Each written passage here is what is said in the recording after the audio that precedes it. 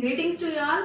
I welcome to the new session of the lecture series of mobile computing. So today we are going to discuss the GSM protocols. The signaling protocol in GSM is structured into three general layers depending upon the interface as shown in the diagram. So layer 1 is the physical layer that handles all the radio specific functions.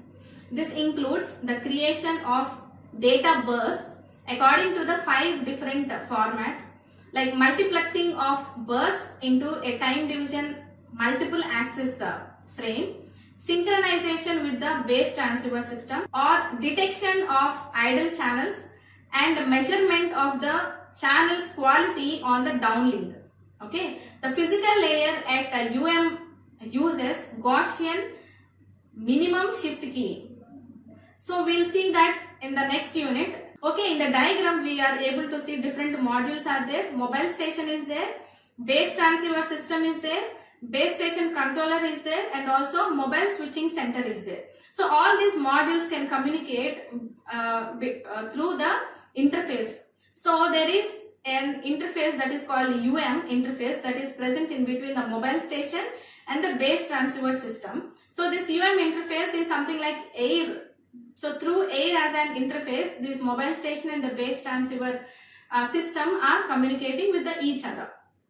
Okay. So in physical layer at it uses Gaussian minimum shift keying for digital modulation, and it performs the encryption or decryption of the data.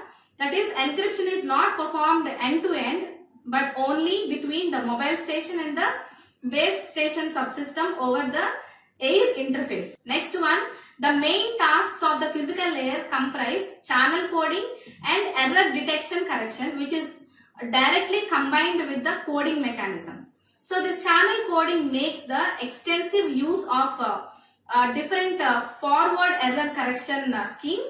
Signaling between the entities in a GSM network requires the higher layers. So for this purpose, we are using LAPDM, that is link access procedure for delta channel. So LAPDM. Okay, LAPDM is the extensive version of LAPD. Okay, to transmit the data.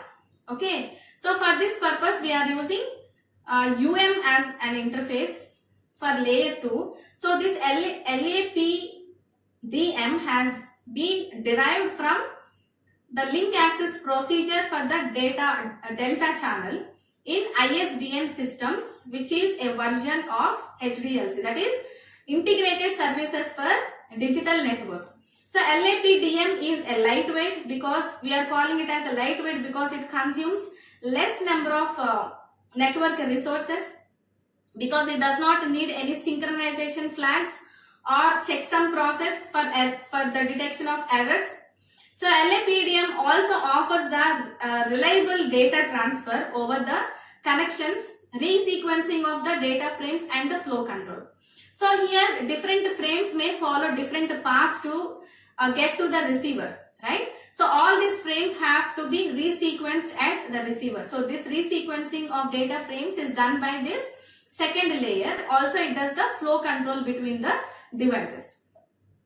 Okay. Next one, the network layer. So the network layer in GSM, it is a layer 3 which comprises several sublayers. The lowest sublayer is the radio resources management. Here you are able to see in the diagram, in the layer 3 we have 3 different sublayers like radio resources management, next one is mobility management, and the last one is call management. So this radio resources management functionalities are done in base station controller. So only part of this layer, that is RR, is implemented in BTS, base transceiver system. So the remaining things are will happen at BSC, that is base station controller. So the functions of radio resource are supported by base station controller via this BTS management, that is BTSM. Next one is the main tasks of, the main task of a radio resource is to set up, to maintain and to release a radio channels. Okay, the next one is mobility management.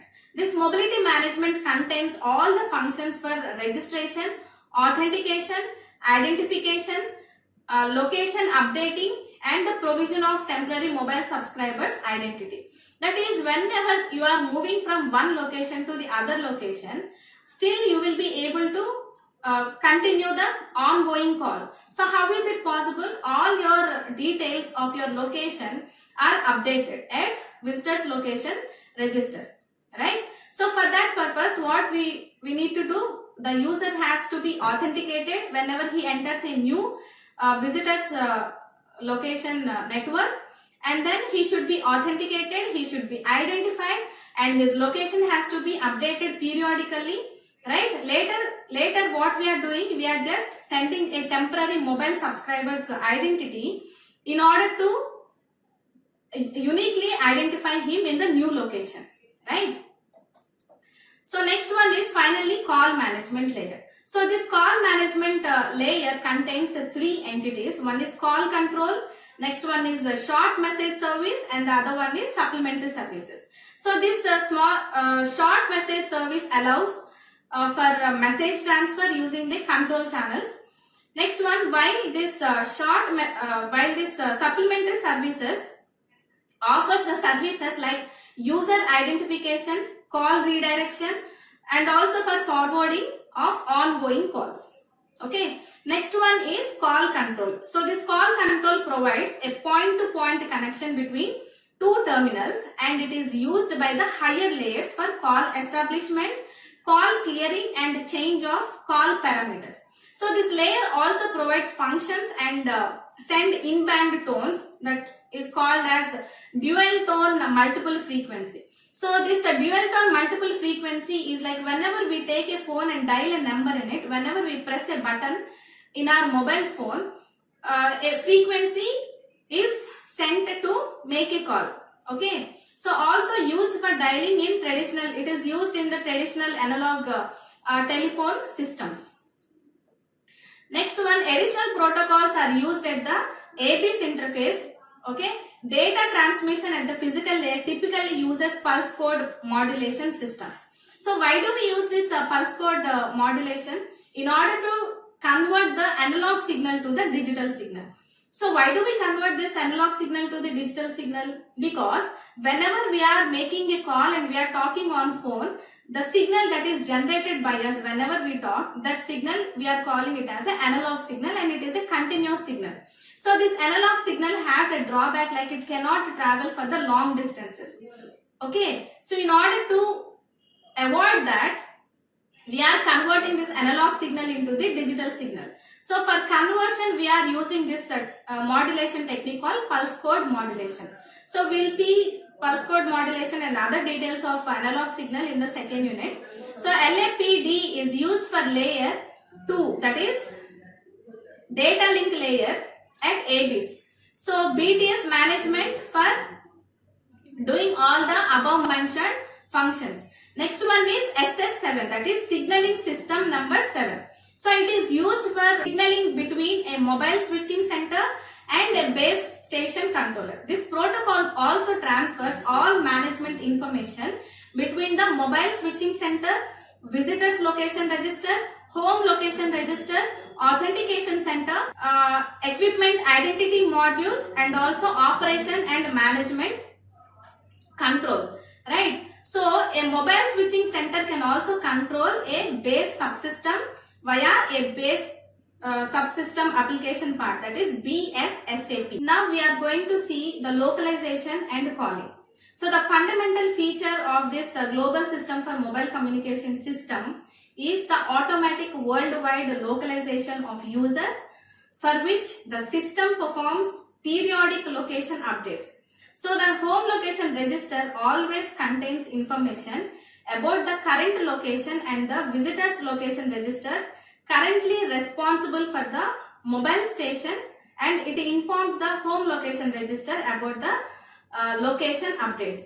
So the changing visitors location registers will, with uninterrupted availability, is what we are calling as roaming. So roaming can take place within a network of one provider, between two providers in the same country, and also between different providers in different countries, right? Next one, to locate the mobile station's location and also the address of mobile station, several numbers are needed. So they are mobile station international ISDN number, that is MS ISDN. In that we have a country code, national destination code, subscribers number in it. Next one, international mobile subscribers identity, that is IMSI. So in that it includes mobile country code, mobile network code, mobile subscribers identity number, that is MSIN. So next one is temporary mobile subscribers identity, that is TMSI. And the last number that we require to maintain the mobility is mobile station roaming number, that is MSRN, which includes the visitor's country code and the visitor's national destination code in it. So first we'll see them one by one. So the first one is mobile station international ISDN number, that is MS-ISDN. So the authentic telephone number of a mobile station is the mobile subscribers integrated services digital network, that is MS-ISDN is nothing but our mobile number. Okay. So based on the SIM, a mobile station can have many number of MS-ISDN numbers. And each subscriber is assigned with a separate MS-ISDN to their SIM respectively. So the only important number for a user of global system for mobile communications is the phone number. So this number consists of the country code, national destination code and the subscriber's number. Next one is international mobile subscribers identity. So GSM uses the IMSI number for internal unique identification of a subscriber that is by default stored in the SIM card. So IMSI consists of the mobile country code of the international standards, the mobile network code, which is unique identification of mobile network within the country, and the next one is mobile subscribers identification number. So this identification number is of the subscriber in the home mobile network. Next one is temporary mobile subscribers identity, that is TMSI. So to hide the IMSI, which would give away the exact user identity who is signaling over the air interface. So GSM uses the 4-byte TMSI for local subscribers identification. So it can be assigned by the visitor's location register, which is very temporary. So which is responsible for the current location of the subscriber. So the TMSI needs to have only local significance in the area handled by the visitor's location register. So this is stored on the network side only in the visitor's location register, and it is not passed to the home location register. It is only for VLR and it is not for HLR. Also this number is a temporary number. Okay. Next one is MSRN, that is mobile station roaming number. Another temporary address that hides the identity and the location of the subscriber is this roaming number. So the visitor's location register generates this address on request from the mobile switching center, and the address is also stored in the home location register. This MSRN contains the country visitor's country code, next one visitor's national destination code, and the identification of the current mobile switching center. So together with the subscriber number. So this roaming number helps the home location register to find a subscriber for an incoming call. So this mobile station roaming number is stored in the home location register, whereas the temporary mobile subscriber identity number is stored in the visitor's location register. Okay.